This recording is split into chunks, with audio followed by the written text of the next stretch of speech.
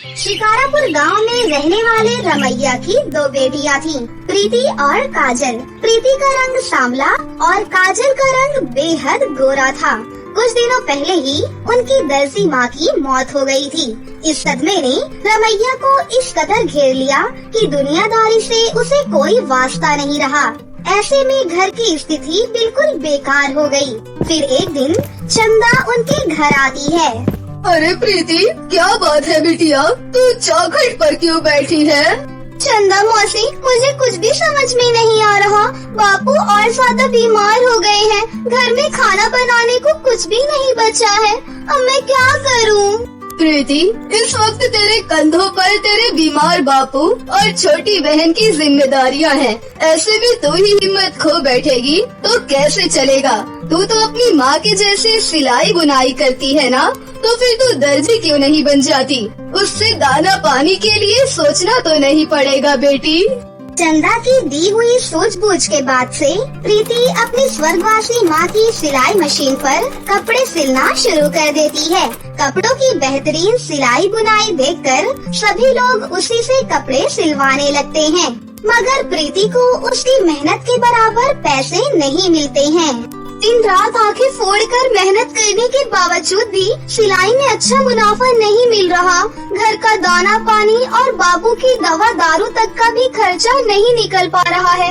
कहाँ हूँ माँ आप? आपकी ये गरीब दर्जी बेटी एकदम अकेली पड़ गई है। ऐसे कहते हुए प्रीति की आँखें अपनी गरीबी को निहारते हुए नम हो जाती हैं। उस रात तेज तूफान उठता है। ठंडी हवाएं प्रीति के घर को घेरने लगती हैं। ऐसे में टूटे फूटे खटिए पर पड़ा रमैया दर्द से छटपटाता हुआ प्रीति को बुलाता है। प्रीति, अरे यहाँ बेटी, आज तेरे बापू के पास ज्यादा समय नहीं है, इधर आ जल्दी। क्या हुआ बापू, आप ऐसे क्यों कह रहे हैं? अरे बेटी वादा कर, तू अपनी छोटी बहन को पढ़ाएगी लिखाएगी और उसके भविष्य को संवारेगी। वादा कर मुझसे। हाँ बापू, मैं वादा करती हूँ। मैं काजल को पढ़ाऊंगी और धूमधाम से उसकी शादी कराऊंगी। इसी के साथ रमैया हमेशा के लिए अपनी आंखें बंद कर लेता है और वो तूफानी रात दोनों बहनों पर बिजली बनकर गिरती है। दोनों बहनें अनाथ और बेसहारा हो जाती हैं, मगर किसी के जाने से जिंदगी कहाँ रुकती है। दीदी, पापू हमें छोड़कर कहाँ पर चले गए? वो हम बहनों को अपने साथ लेकर क्यों नहीं गए? हम वहाँ नहीं जा सकते काजल, बापू की दुनिया हमसे बहुत दूर हो गई है। अब तुम्हें अपनी दर्जी दीदी के साथ ही रहना होगा। समय बीतता है और गरीब दर्जी प्रीति अपनी बहन को स्कूल में दाखिला दिलाने के लिए दिन रात कपड़े सिलती रहती है। अरे प्रीति, मेरे कपड़े सिल दिए हैं ना? हाँ श्वेता चाची, आपके कपड़े तैयार हैं। फिर ये ले 200 रुपए। श्वेता चाची, पैसे कम हैं। 4 ब्लाउज सिलने के 400 रुपए हो गए। श्वेता बेहद ही कंजूस थी। वो प्रीति से कपड़े तो सिलवाती, मगर जब बात पैसे देने की आती तो वो अक्सर सिलाई बुनाई में नुक्स निकालकर प्रीति को कम पैसे देकर अपना पल्ला झाड़ लेती। अरे बावली हो गई है क्या प्रीति? अरे सारे ब्लाउज का दाम तो अच्छे खासे दर्जी भी 100 रुपए नहीं लेते। फिर तू तो गांव की गरीब दर्जी है, चुपचाप जो दिया है उसे रख ले, वरना फिर कभी ये श्वेता तुझसे कपड़े ना सिलवाएगी। ऐसा कहकर उसने कहीं न कहीं गरीब दर्जी प्रीति की दुखती रग पर हाथ रख दिया था।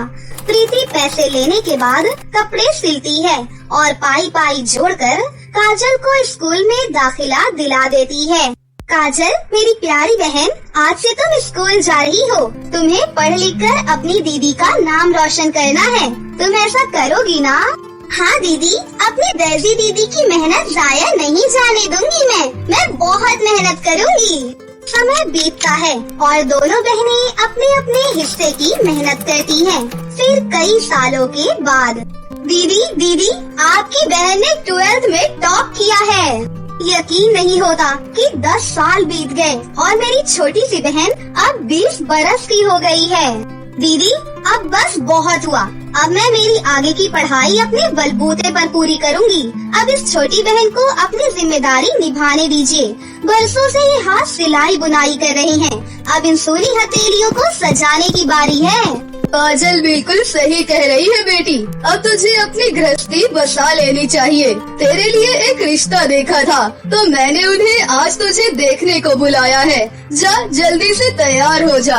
मगर चंदा मौसी, अगर मगर कुछ नहीं दीदी, चलिए मेरे साथ। थोड़ी ही देर में लड़के वाले उनके घर पर आते हैं। प्रीति उन्हें नाश्ता कराती है। तभी लड़के की माँ यामिनी कहती है, अगर तुम्हारी मेहमान नवाजी खत्म हो गई हो तो मैं मुद्दे पर आती हूँ। देखो प्रीति, तुम्हारा सांवला रंग मेरे बेटे के साथ मेल नहीं खा रहा। मेरे अखिल को तुम्हारी छोटी बहन जच गई है, जो कि तुम्हारे घर में कोई बड़ा नहीं है। तो दान दहेज का बंदोबस्त तुम देख लेना। बस 10 लाख रुपए कैश, 1.25 किलो सोना और साथ में सामान तो तुम दोगी ही। आखिर मेरे बाद मेरे बंगले कोठियों की मालकिन तुम्हारी बहन ही तो होगी। ठीक है, मुझे मंजूर है यामिनी जी। अपने पिता को दिए वादे को पूरा करने के लिए गरीब दर्जी बहन कर्ज के लिए कई द्वार खटखटाती है, मगर कोई भी उसकी मदद नहीं करता। देर शाम को जब वो घर लौटकर आ रही होती है, तभी चौराहे के बीच में उसे एक लाल रंग का स्ट्रॉबेरी का लहंगा चमचमाता हुआ दिखाई देता है। अरे, ये लहंगा तो बेशकीमती लगता है और इस पर स्ट्रॉबेरी लगी हुई है, पर ये यहाँ कैसे गिरा है? लगता है ये लहंगा ऊपर वाले ने मेरे लिए यहाँ छोड़ा है। फिर प्रीति उस लहंगे को घर ले आती है। वो अपनी बहन को रास्ते की सारी बात बताती है। इस स्ट्रॉबेरी के लाल लहंगे में एकदम अप्सरा लगेगी मेरी छोटी बहन।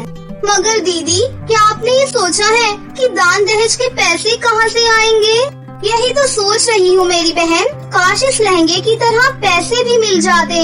प्रीति के ऐसा कहते ही लहंगे से एक सुनहरी रोशनी पूरे घर में चमक पड़ती है और लहंगा हवा में लहराते हुए अपने अंदर से 2-2 हजार के नोटों की बौछार कर देता है, जिसे देखकर गरीब दर्जी बहन की आंखें फटी की फटी रह जाती है। अरे काजल, ये तो जादुई स्ट्रॉबेरी का लहंगा है। यकायक लहंगे पर आँख, मुंह और नाक आ जाती हैं। हाँ प्रीति, मैं जादुई स्ट्रॉबेरी का लहंगा हूँ, जिसे रानी परी ने पृथ्वी लोक पर भेजा है।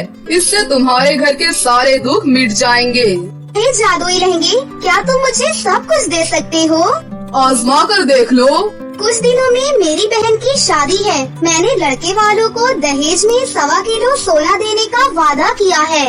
इसी के साथ जादुई स्ट्रॉबेरी के लहंगे के मुंह से सोने के जेवर जमीन पर गिरने लगते हैं, जिसे देखकर प्रीति जादुई लहंगे का शुक्रिया अदा करती है।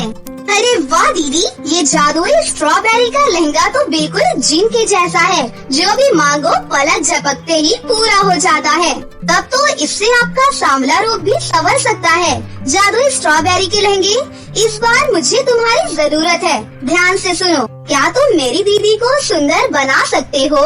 हाँ, अगर प्रीति मुझे पहनकर शीशे के सामने खड़ी हो जाए।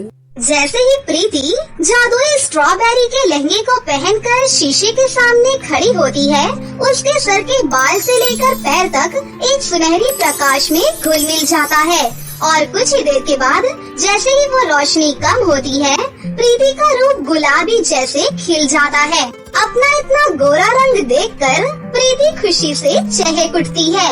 शुक्रिया जादुई स्ट्रॉबेरी के लहंगे, मेरे सामने चेहरे को इतना ज्यादा सुंदर बनाने के लिए।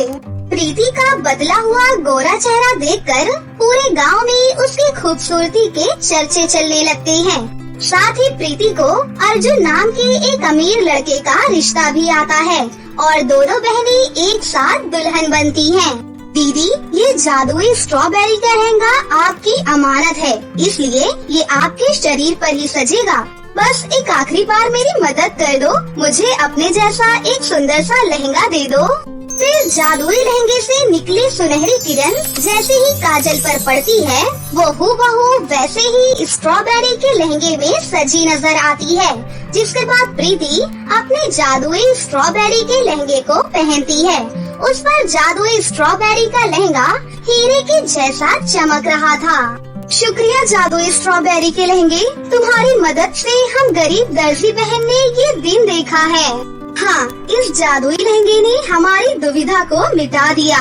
इस तरह आसमान में छिटके तारों भरी उस रात में गरीब दर्जी बहनों की बारात गांव भर में जुगनू के जैसे टिमटिमा रही थी।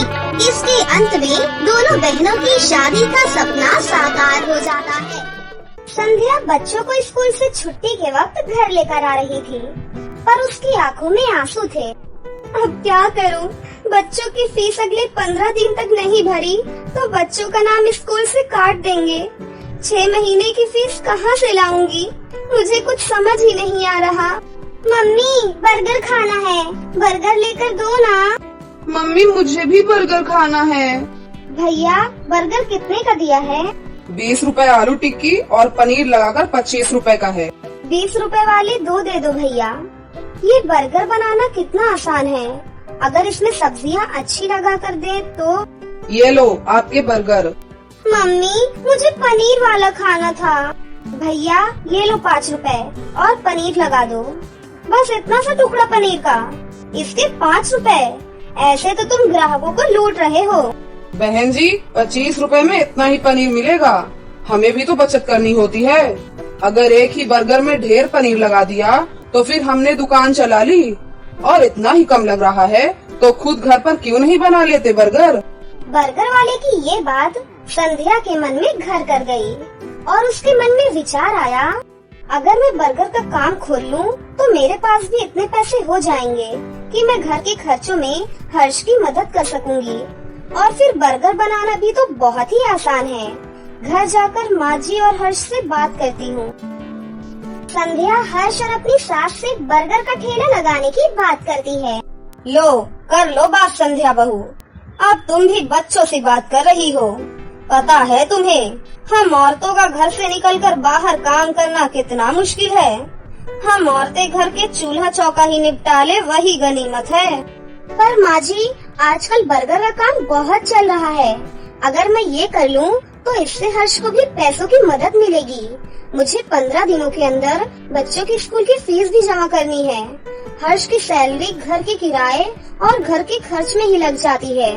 दोनों मिलकर काम करेंगे तो घर खर्च में आसानी होगी।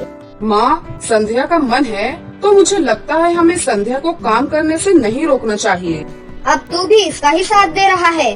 फालतू के पैसे खराब करेगी और हाथ कुछ नहीं आएगा, देख लेना। हर्ष संध्या को 2000 रुपए देता है। इतने में तो थोड़ा ही सामान आ पाएगा। संध्या परेशान हो जाती है। हर्ष ने जो 2000 रुपए दिए थे वो तो कम पड़ गए। अभी तो ठेले वाले को एक दिन के 200 रुपए और गैस सिलेंडर आएगा 500 रुपए का। अभी और खर्चा करना बाकी है। मुझे कुछ काम उधार उठाकर करना होगा। बर्गर का ठेला लगाने के लिए संध्या को उधार में सामान लेना पड़ा। संध्या ने बर्गर का ठेला लगाना शुरू कर दिया, पर अभी नया नया काम था तो ग्राहक कम आ रहे थे। संध्या शाम के वक्त बर्गर का ठेला लगाती थी, पर जैसा संध्या ने सोचा था वैसा बिल्कुल नहीं हुआ। मैंने सोचा था बर्गर बिक जाएंगे तो मेरी थोड़ी कमाई हो जाएगी, पर यहाँ पर एक भी बर्गर नहीं बिका। पता नहीं मेरी कमाई कैसे होगी। अगर कुछ दिन तक ऐसे ही चला तो माँ जी और हर्ष मुझे इस काम के लिए मना कर देंगे। बहुत हिम्मत करके मैंने ये काम शुरू किया था। संध्या भी ये सोच ही रही थी, तभी वहाँ एक गरीब औरत अपने 2 बच्चों के साथ आती है। दीदी, बहुत भूख लगी है। मेरे बच्चे 2 दिन से भूखे हैं। अरे, तुमने 2 दिन से कुछ नहीं खाया? रुको, मैं अभी तुम तीनों को एक एक बर्गर देती हूँ। शुक्रिया दीदी, आज तुमने हमारा पेट भरा है। और जो भूखों का पेट भरता है भगवान उसे कभी भूखा नहीं रहने देते। तुम्हें जब भी भूख लगे तुम मेरे ठेले पर बेझिझक आ जाया करो और यहाँ पर तुम अपने बच्चों के साथ अपनी भूख मिटा सकती हो। वो गरीब औरत अपने बच्चों को लेकर खुशी खुशी वहाँ से चली जाती है। संध्या घर आ जाती है, पर उस दिन उसकी कमाई नहीं हुई थी। ये देखकर उसकी सास गुस्सा करने लगती है। लो, मैंने तो पहले ही मना किया था कि ये चोचले पालने की कोई जरूरत नहीं है। पिछले 3 दिन से मुश्किल से 100 रुपए कमाकर घर आ रही है और सामान लगा देती है 2 से 3 हजार रुपए का रोजाना का। अब रोटी सब्जी तो बनेगी नहीं, हम सभी ये बर्गर खाकर पेट भर लेते हैं। क्यों, अब तो तू खुश है ना अपना नुकसान करके? माँ जी, मैं कोशिश कर रही हूँ ना, और मुझे विश्वास है एक दिन मुझे अपने काम में सफलता जरूर मिलेगी। संध्या अगले दिन ठेले वाले से ठेला किराए पर लेने के लिए जाती है, तो वो उसे मना कर देता है। देखो बहन जी, मैं पिछले 4 दिन से तुम्हें उधार का ठेला दे रहा हूँ। 200 रुपए रोज का किराया है, बस आज के लिए और दे रहा हूँ। अगर तुमने कल सुबह तक मेरे ठेले के किराए के 1000 रुपए नहीं दिए तो मैं किराए पर तुम्हें ठेला नहीं दूंगा। अब क्या करूँ? हर्ष से मांगूंगी तो वो मुझे इस काम को बंद करने के लिए कह देंगे, और माँ जी पहले ही मेरे खिलाफ हैं, पर मुझे अपने बच्चों के लिए पैसे जोड़ने हैं। हे भगवान, मेरी मदद करो। संध्या भगवान से प्रार्थना करती है कि उसके ठेले पर ग्राहक आ जाएं, कि तभी नमस्ते जी, मैं पिछली वाली गली में बर्गर की एक दुकान चलाता हूँ। यहाँ से गुजरते हुए 2 दिन पहले मैंने आपको बर्गर का ठेला लगाते हुए देखा था। मुझे 15 दिन पहले एक अनाथ आश्रम के लिए बर्गर का ऑर्डर मिला था, पर 10 दिन पहले एक हादसे में मेरे सीधे हाथ की हड्डी टूट गई, जिसके कारण मैंने अभी बर्गर बनाने का काम रोका हुआ है। पर मैं ऑर्डर के पैसे ले चुका था, इसलिए मैं वहाँ मना भी नहीं कर सकता। अगर आप उस ऑर्डर के बर्गर बना सके तो मेरी बहुत मदद हो जाएगी। मैं आपको इसके लिए अच्छे पैसे दूंगा। जी जी, मैं जरूर करूँगी। आप मुझे बता दीजिए कितने बर्गर बनाने हैं? शाम को 4 बजे ही वहाँ पहुँचना है। जिन्होंने मुझे ऑर्डर दिया है उनके बच्चे का जन्मदिन है, वो अनाथ आश्रम 4 बजे पहुँच जाएंगे। वैसे मैं आपके साथ अपने एक आदमी को काम पर लगा देता हूँ, जो आपकी इस काम में मदद करेगा। ये 5000 रुपए आप एडवांस रखो, बाकी के पैसे मैं आपको काम खत्म होने के बाद शाम को दे दूंगा, ठीक है? वो व्यक्ति मानो संध्या के लिए भगवान का रूप बनकर आया था। संध्या की सारी परेशानियां दूर हो जाती हैं। वो अपने उधार भी चुका देती है और बच्चों की स्कूल की फीस भी जमा कर देती है। उस व्यक्ति को संध्या का काम इतना पसंद आता है कि वो संध्या के साथ पार्टनरशिप में काम करने लगता है। संध्या अब एक बर्गर की दुकान चलाती है। संध्या की मेहनत और हिम्मत देखकर उसकी सास और हर्ष बहुत ही ज्यादा खुश थे। इसीलिए बच्चों कहते हैं कि कोशिश करने वालों की कभी हार नहीं होती। संजना की चाची जो कि दिल्ली में रहती थी, वो उसके लिए एक अच्छे घर का रिश्ता लेकर आई हुई थी। देखो भैया, मेरी इतनी जान पहचान तो नहीं है लड़के वालों से, पर इतना जरूर जानती हूँ कि आस पड़ोस में कहीं भी पूछोगे तो लोग अच्छा घर ही बताएंगे। ठीक है रीमा, अगर तुम कहती हो तो लड़के वालों को एक बार बुला लेते हैं और संजना भी लड़के को देख लेगी। संजना की बुआ लड़के वालों से अपने तरीके से बात कर लेती हैं और कुछ ही दिनों बाद संजना की शादी पुनीत नाम के लड़के से हो जाती है। पता नहीं इस काम वाली को छुट्टी लेकर के गांव अभी ही जाना था। उसे पता था कि शादी वाला घर है, नई नवेली दुल्हन आएगी तो घर में 100 काम होंगे, फिर भी बिना बताए गांव निकल गई। अब मैं दूसरी काम वाली इतनी जल्दी कहाँ से ढूंढूंगी?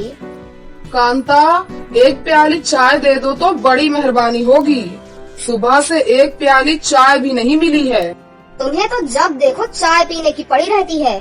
पता भी है एक बर्तन भी धुला हुआ नहीं है जिसमें तुम्हारे लिए चाय बना दूं। ढेरों बर्तन पड़े हुए हैं झूठे। माँ, मैं कॉलेज जा रही हूँ। अब तुम मुझे ये मत कहना कि मैं छुट्टी कर लूँ और तुम्हारे साथ घर का काम करवाऊँ। मेरा आज बहुत बड़ा प्रोजेक्ट सबमिट होना है, इसलिए मैं तो कोई काम नहीं कर सकती। ये लो, अब इसे भी अभी कॉलेज जाना था। अब मैं क्या करूँ, कुछ समझ ही नहीं आ रहा। संजना की सास कांता अभी काम वाली को लेकर परेशान हो रही थी कि तभी संजना कांता की सारी बातें सुन लेती है और रसोई में जाकर बर्तन धोने लगती है। अरे संजना बहू, तुम ये रसोई में क्या कर रही हो? हटो हटो हटो, ये झूठे बर्तन तुमसे थोड़ी ना धुलवाऊंगी। अभी तुम्हारे हाथों की मेहंदी तक नहीं उतरी है। माँ जी, आप परेशान मत हो, मैं थोड़ी देर में सारा काम निपटा दूंगी। आप अकेले इतना काम नहीं कर पाओगी।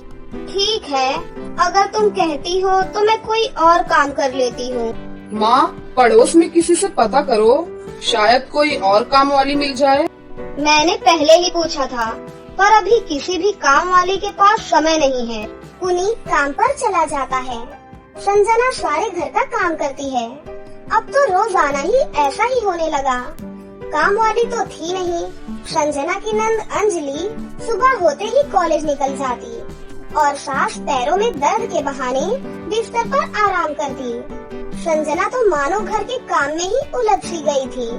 एक शाम, माँ, तुम बिल्कुल सही बहू ढूंढ कर लाई हो।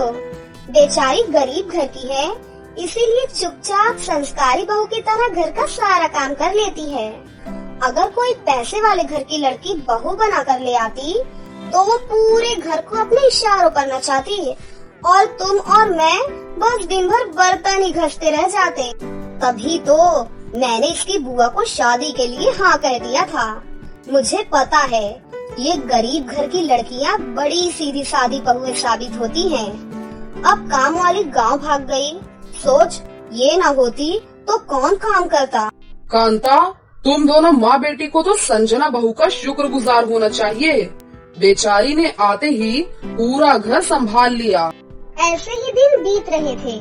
संजना सभी घर वालों की देखभाल का पूरा ध्यान रखती थी। एक दिन, क्या हुआ पुनीत बेटा, तुम इतना परेशान क्यों हो? और आज तुम ऑफिस भी नहीं गए? पापा, मेरी नौकरी छूट गई है। कंपनी घाटे में चल रही थी, इसलिए उन्होंने मेरे जैसे बहुत से वर्कर्स को निकाल दिया। दिमाग खराब हो रहा है मेरा।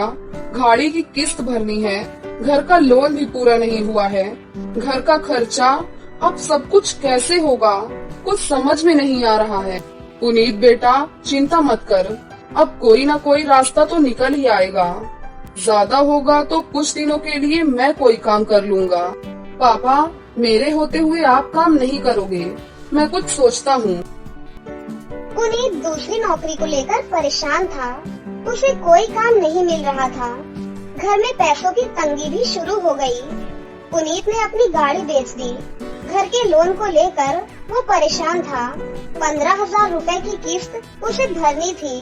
तभी, भैया, मेरे कॉलेज की फीस इस बार बहुत लेट हो गई है।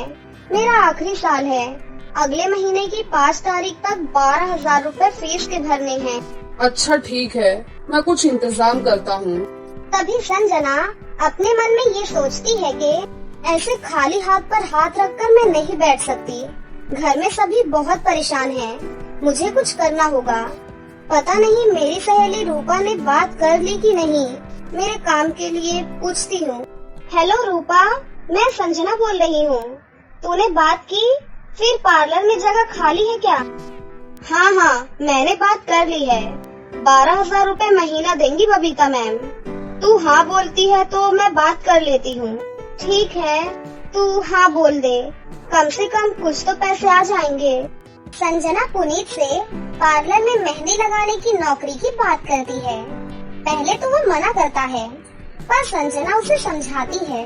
पुनीत, मैं जानती हूँ कि आप परेशानी के दौर से गुजर रहे हैं। मैंने आपसे शादी के बाद हर सुख दुख में साथ निभाने का वादा किया था और आप परेशान मत हो। मैं घर और बाहर का काम एक साथ संभाल लूंगी।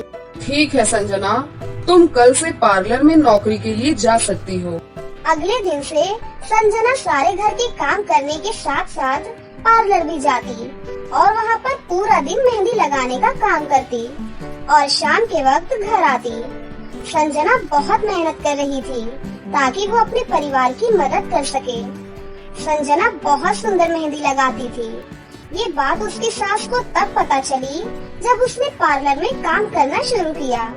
संजना को पार्लर में काम करते हुए 1 महीना बीत चुका था। पार्लर की मालकिन बबीता भी संजना की मेहंदी लगाने के काम को देखकर बहुत ही ज्यादा खुश थी। संजना, तुम सचमुच बहुत मेहनती हो। पिछले 1 महीने में बहुत से कस्टमर तुम्हारी बहुत तारीफ कर रहे हैं और अपनी फैमिली फ्रेंड्स की शादी या सगाई के फंक्शन के लिए तुम्हें ही मेहंदी के लिए बुक करना चाहते हैं। और हाँ, ये लो तुम्हारी सैलरी 12,000 रुपए। बाकी ये तुमने ओवर टाइम भी शादी के सीजन में बहुत किया है, उसके 6,000 रुपए अलग से दे रही हूँ। Thank you ma'am, thank you so much. आपने मेरे काम की इतनी तारीफ की। मैं तो बस भगवान की कृपा से मेहनत से करती हूँ। संजना घर आ जाती है और 12,000 रुपए अंजलि के हाथ में रखती है। अंजलि, ये तुम्हारे कॉलेज की फीस के पैसे, तुम कल ही अपने कॉलेज की फीस जमा कर देना। भाभी, ये तो आपकी मेहनत की कमाई है, आप ये सारे पैसे मुझे दे रही हैं? नहीं नहीं भाभी। अंजलि, तुम मुझे अपनी भाभी कहती हो ना, और भाभी तो माँ सम्मान होती है, तो क्या तुम अपनी भाभी माँ के पैसे नहीं लोगी? तुम अपने भैया से भी तो पैसे लेती हो ना, तो मुझ में और तुम्हारे भैया में क्या फर्क है? मैं भी तो इस घर का हिस्सा हूँ, इसलिए ये पैसे रख लो। मुझे माफ कर दो भाभी, मैंने ना जाने आपके बारे में क्या क्या गलत सोचा।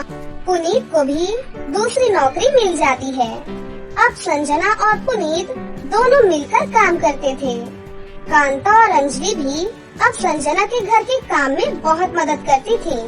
परिवार में खुशियाँ फिर से लौट आई थी और सभी हंसी खुशी मिलकर रहने लगे थे।